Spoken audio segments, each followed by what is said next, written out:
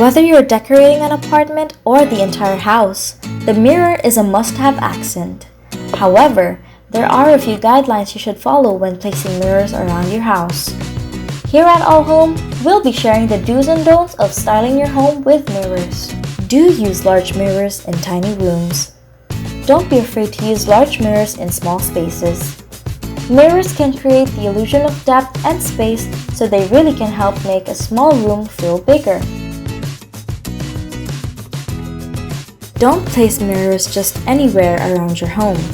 It might be tempting to hang up a mirror to cover up empty wall space, but make sure it's reflecting something that's worth looking at. Keep in mind that you want the mirror to reflect a nice view or bounce light. Do make mirrors a focal point. Mirrors make great focal points.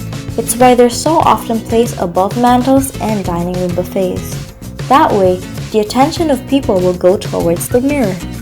And there you have it! I hope you keep these tips in mind the next time you decorate your house with mirrors. Don't forget to like, share, and subscribe to AllHome's YouTube channel.